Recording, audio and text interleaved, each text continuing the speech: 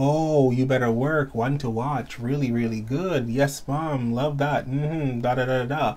And now it's like, I'm lazy.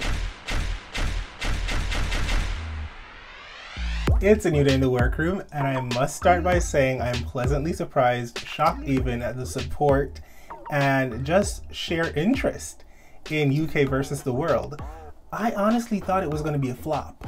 I was not excited about it. I was like, I don't know if people are going to care, but I'm going to do it because it's drag and I love it, and there are girls on this show that I like. And then the type of support and like interaction I saw in my last video, I was like, come on now, you're here for it too. Love to see it. Before I get into this video, don't forget to like, comment, share, and subscribe to my channel. As well, go over to my Patreon for more exclusive content. Let's get into season 14. Alyssa just got told to go home, honey. She didn't have the golden ticket where the Wonka didn't pop up out of nowhere. The chocolate bar sent the girl packing. Cornbread is hitting the nail on the head. It's just so freaking funny that RuPaul has these girls lip sync for their lives, tired as hell, devastated that they're going home, and then says, oh, pull out that chocolate bar with my name on it, my face, my logo, and tell us if it's chocolate or not. That's rough. I feel like it would be better if the girls went backstage and then they pulled it out and checked it for themselves and they're like, oh, I guess I'm not coming back. If they got the golden ticket, it could be like, ooh, I'm not going home. And then the next day in the workroom, they just pop up and the other girls would see them and be like, welcome back, sis. But no, do it on the stage right now after you're exhausted and freaking emotionally distraught. Live for it. But I'd never had it one time. I'm like, girl. Miss Angeria's putting the points up on the board, so right now she is the one to beat. Angeria really is that girl right now. She has won 2 maxi challenges and a mini challenge, bringing her total dollar value to the competition to what, 12,500? That's a lot of money. Even if she doesn't win, she's going home with some money. But I think she's gonna make it all the way. Cornbread, on the other hand, everyone really thought she was gonna be that girl.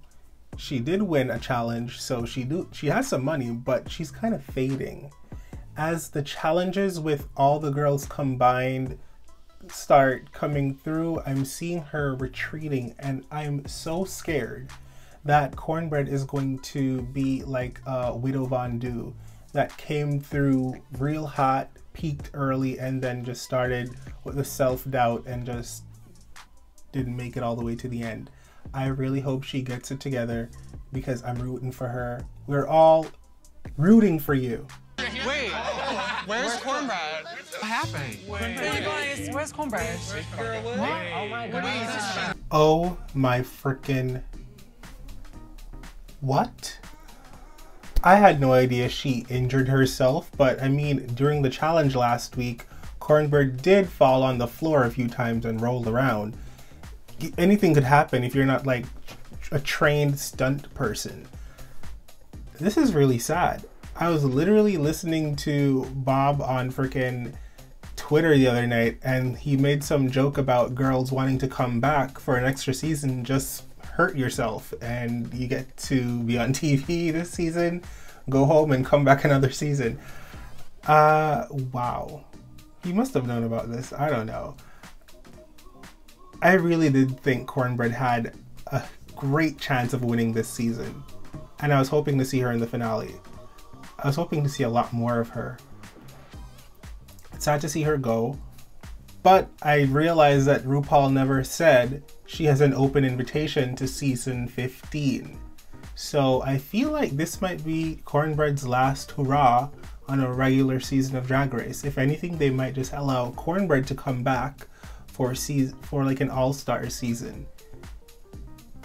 Damn. Damn. Anything and everything.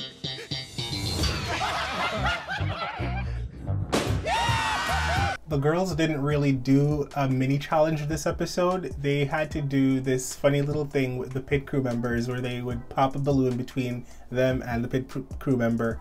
Whatever color came out of the balloon, confetti, would decide what group they would land in. I thought this was fun and random. Just how I like it. No one has to pick someone to be in a group, so no one feels like they're the last person picked in the bottom of the totem pole. That was fun. Plus, who does not want to pop a balloon on the behind of a pit crew member? Now that's fun. Now, apart from that, what I really loved is that we had first out girls come into join the episode this week. We had Tempest DeJour, James Mansfield, and Kimora Hall. Now, these are all queens that I personally like and appreciate their drag, and I can't wait to see what they're gonna wear on the main stage. I hope they get to walk the main stage. That would be really dope. Fingers crossed. So the maxi challenge for this week, I think the girls have to do a PSA for like a drag queen in need, and each first out queen is going to be that drag queen that they're going to be doing a PSA for. Acting challenge. We love those. Lucky. Bitch, if you hit me and pop this face. Girl. Watching the girls do the run through with Michelle Visage, Angeria, Bosco, and Willow were like the singular people on each team that I thought were doing really well, and I thought maybe they, if what I'm seeing backstage is what's going to be portrayed on screen, they might be in the top. Granted, the runway has to work. As for like those that I'm worried for, oh my god, I don't know. I feel like a lot of the girls just weren't very great. I just feel like a lot of them were meh, and I don't understand what is up with this nursery rhyme thing they're doing. You can do a PSA and not have it sound like a nursery rhyme. I don't know if I care for that much, but I'm trying to stay positive until I see the finished product. But so far, I ain't impressed. Head to toe, let your whole body talk. Okay, RuPaul, you look cute. I love the face, the hair. I would have chosen a different hair, if I'm being honest, but it's cute, and I love the dress. But basically it's a sheer dress with flower appliques and a black corset underneath. I'm just saying this because that's what RuPaul says to the girls whenever they're like just wearing a corset and you can see it underneath. So I'm giving you your own critiques, baby. Category is Spring Has Sprung. George's looks bomb.com.uk.gov.ca. I love the hair. I love the flowers in the hair. I love the color of her dress and the sheer going down a little bit from it. And is that butterflies? No, it's all flowers on it. I love the pink ostrich. It's a very beautiful combination of colors, I will say that. This is very clean, very streamlined, very fashionable, and very pretty. Georgia knows how to dress for her body type, and I love that. I love Carrie Colby. She's a beautiful girl. Now, let's talk about this look. She tried to do something with the makeup by doing the roses and the flowers, flower petals on the face. Work. I'm here for it. The headpiece. Okay, interesting. Is that a ladybug or something? I don't know what it's supposed to be. It's a peach color. The flowers on the collar are a lot. It's covering her entire face. I don't like the material of the top of the outfit. It looks very unfinished, and I don't like the material that's the skirt. It's just not good. I don't love this. I like the idea. I don't like the execution. You know what? It looks very drag. It looks very like this is what I made in the workroom, not what I brought from home. Angeria is always stunning. Like, she's a beautiful queen. She knows how to put a garment together. I think this is a very beautiful dress. There's nothing wrong with the dress. I just feel like it could have been even more sickening if she had cinched more, because Angeria is tiny. And I feel like this is not her cinching as far as she could have gone. I'm not saying kill yourself, no, but you could have gone further. Just saying. I think the hair is beautiful with it. I love this color hair on her skin, and her face is always beat. So there's nothing wrong with this. I even love the split in the middle. It's really good. It's a beautiful dress. I love Deja Skye. I have to preface all of my opinions with I love this queen because God knows. Listen, I love this hair. She loves pastel, we know that. I don't mind the bunny headpiece mask because it's like spring work. What my concern is with Deja is her choices in fabric, because she's a good seamstress. She makes a nice garment. I like her in a pant. She wears it well and she constructs it well. The colors, I'm okay with the colors, but this material and the fit at the top, it's taking me out of the whole fantasy. The neck is too big. I don't know why you have that white collar. It makes it look like a t-shirt. And then I don't like this pink or whatever that color is, lacy material. It makes it look old. And I just don't, there's too many materials clashing. And then the big yellow belt. I'm not feeling this. I'm just not feeling this. Neck up, love it. The pant, I actually like it. The top, work on it. Please. Okay. Maddie Morphus, this is coming out as a cloud, raining. It does rain a lot in spring because, you know, flowers blooming and all. This is really well done. I will say it's a lot of beads on her face. There could be about 10 less beads on her face so I could see the face some more.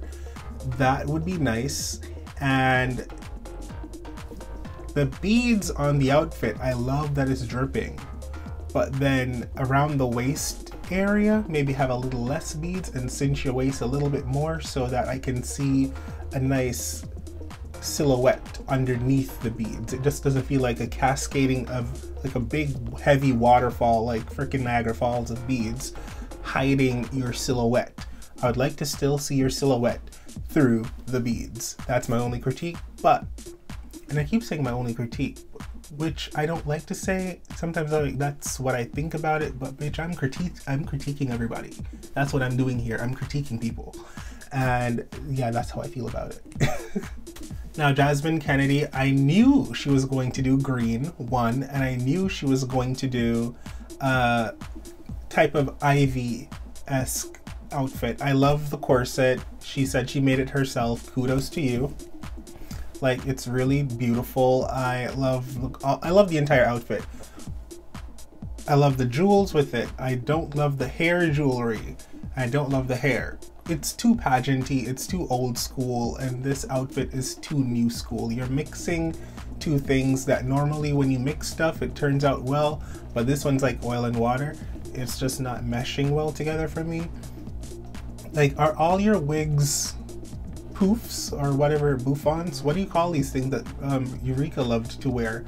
Like, do you have any lace fronts? Can we not do a lot more of these pageant wigs? Because it feels like you should be in like a pageant gown and you're not. It's just a disconnect. I don't love the hair with this. Okay, Orion Story decided to be a Playboy bunny. Good for her. I tell you, no matter how sexy and voluptuous she is, her walk is just like she's on Ambien, and it's so taking me out of the fantasy. Her hair is cute, I guess. The outfit, it's fine, you know? Like, it's based off of what I'm seeing everybody else in, and I'm stacking this up against it. This feels like she got it at like a costume store. You know, like, you want to be a slutty bunny for Halloween? Yeah. I think it's cute. It's not the best thing on the runway. She's not selling it for me. Okay, Willow is good for a really interesting runway and like a story. Very conceptual. I like the dress. I like the house on her head. I love the help when she turns her back. That's all very fine and dandy. I'm trying to reconcile with myself if this is springtime. I mean, the cut of the dress is very spring. The colors are very spring. I guess spring doesn't have to be floral. I guess it could be just grass and a house. I don't know. I'll give it to her. I like it. Diabetes looks just like a fairy. I like the look. It's a little monochromatic, if you will. The orange and the light pink. I wish there were more colors, but it's very cute. It's very intricate. It's spring. It's spring in a different type of way, and I enjoyed it. I really did. Okay, Lady Camden is coming through the camp, okay? But is it camp? Yes, it is. I think this is really fun. I love the fabric. Grandma's tablecloth, hands down. It's giving me very British tea time. I love the gag of the tea spilling out of the cup. I will say that the cup, it's not the best looking cup I've seen, because we've seen many of these types of outfits walk down the runway. It's not the prettiest cup, but I love that it was sequined and there was tea spilling out of it. There's a gag. I think this is a really fun look. And yeah, I think it's springtime and I like it. Oh, Bosco was scaring me for a second because I was about to tear in on her ass and be like, what is this mess? Talking about a storm cloud. I don't like it. But then it was a reveal, and it revealed into this very quite nice yellow garment. Last week Bosco didn't have body on, and this week she didn't have body on either, and it's beginning to bother me. Because I think of Bosco as such a polished queen, and the first 2 or so episodes I saw Bosco, I was like, oh, you better work, one to watch, really, really good, yes mom, love that, da da da da. And now it's like, I'm lazy, I don't want to pad my hips, I don't want to put boobs on, I don't want to cinch my waist. What is this? Amateur hour? I don't like this. Like this, your garments are not amazing as of these past 2 episodes. At least make them fit really well and make the body stand out so that I can be like, oh, well, it's really well put together. You know what I'm saying? A girl won freaking UK season 3 just on that alone. Like, get into it. Tempest du jour, you came back to the freaking RuPaul's Drag Race, and this is how you came back. And there's a reason why certain queens go home first. I'm not taking it back, I done said it. And I mean it. This is trash. She threw everything leopard she could find in the freaking thrift store and said, I'm a weird on the main stage. And what is up with you and these heavy ass things you want to wear over your shoulder and then take it off and then reveal into something that's mediocre? Ugh, next. James Mansfield looks really cute. James Mansfield actually always did a really good body. She cinched well, she padded well, and I always liked that about her. I love the wig. She's a wig stylist now. Get into it. I like that. I love the color on her. It's very tricksy, isn't it? I will say the only thing I'm not living for is that this is not lined, and it just feels like a little, I'm gonna say homemade, and it's not a read. It's just like, that is what it feels like she made it herself, because it's satin, it's bunching up. You can tell that it was rushed. It wasn't done properly.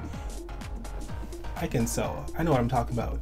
And I like whenever there's a slit and I see the inside of the garment for it to be lined, because then when it's just a thin piece of satin fabric, it kind of just reads cheap, cheap, cheap, cheap, cheap. Now this is a runway. Like, I really wish that I got to see a full season of Kimora Hall's runways. Vintage Mackie. Listen, if there's one thing she'll do is own a Bob Mackie dress. She didn't say she borrowed it. She has money. Ooh, she got money. And she looks stunning. I love this green. I love green. I love this. This is everything. Everything. For a small monthly donation, we can pay Tempest's children to build her a new walker. What's that bitch name again? The PSAs turned out pretty decent. I didn't love them. Like, they're not the funniest thing I've ever seen on Drag Race. But at the same time, I thought they were good enough to the point where I wasn't too bored and I wasn't too annoyed with it. You know what I mean? Ebbs and flows. I feel like the top people were obviously Angeria, Willow, and I want to say Bosco, but it's kind of iffy. I'm not too sure how I feel about it. There were some parts of what her moments where I was like, I'm not really following this flow. It's not giving. But then the last part when she's like, give her some money, I was like, haha, that's cute. But yeah, those are the tops for me. The bottoms, like Orion's story, I don't know. That was questionable. And also Jasmine Kennedy was very weird. And I don't think that's a good, like, it's not a good weird, no. I'm sorry, my dear, but you are up for elimination. Well, RuPaul decided to switch things up this time around. Right off the bat, Orion, you're in the bottom. I love that she said it because there was no pussyfooting around that. You were obviously in the bottom. No ifs or buts. I didn't expect Bosco to win this week, but I'm not mad at it. Congratulations to Bosco. I've been saying congratulations so much that even like in my regular day-to-day life, I say this to people that have nothing to do with Drag Race, know nothing about it, and they're just like, I guess he meant congratulations? Awkward. So congratulations to Bosco. And who's gonna be lip-syncing against Miss Orion's story? None other than Miss Georges. To be honest, I actually thought it might have been Jasmine Kennedy lip-syncing this week. I really thought it could have been her. But Georges, she was awkward in the challenge too, but her outfit was so nice on the runway, I thought it might have saved her. No, it did not. Eyes are focused on Georges, and I'm just like, yes, give it to me. He is just such a good goddamn performer. My goodness, someone call the authorities because a crime has been committed. Someone just died. Listen, Orion, I knew you weren't going to win that lip sync, hands down, because I know Georges is a performer, but you really didn't stand a chance. The wig was falling back. I was seeing a little piece of your hairline. You took your shoes off. You were just out of sorts. While Georges was over here taking off a beautiful gown into a beautiful strappy bathing suit type number full of glitz and glam and just dancing impeccably, and her beautiful hair was never out of place once. My only thing that I would say about Georges' performance is her outfit. When she turned around and you saw her the butt because the panties were cut so low, there was no ass crack because obviously she has on a bodysuit and tights. I wish she would have ombre, or not ombre, what would you call it? What do you call it? I'm asking you. Okay, like spray paint or draw on like a butt crack. That would have been good. There's a name for it and I cannot think of it, and I'm here talking to myself basically trying to remember the name of it. Airbrush. That. Airbrush on an ass crack and I would have lived, because it was weird looking at the panty that cut so low without no butt crack. I don't even have to watch the rest of this episode. I know that Georges won. Georges, Shantae, you stay. I am praying that I have the gold bar because I am not ready to leave yet. It's chocolate. I don't know why Georges was crying, because I knew she was going to be okay. She was going to win. And unfortunately for Orion's story, she has to sashay away because she did the whole bit with the chocolate and she didn't have the golden ticket either. Sorry. Well, that's it for this week's episode. Thank you guys so much for watching. Don't forget to like, comment, share, subscribe to my channel. It costs you nothing. But if you want extra content, go over to my Patreon. Love you for watching. Until next time, bye. Hey beautiful humans, you've made it this far in this video. Why not subscribe to my Patreon? You can sign up for exclusive content I don't post on YouTube, or support me making content for this channel. Speaking of, why don't you watch another video?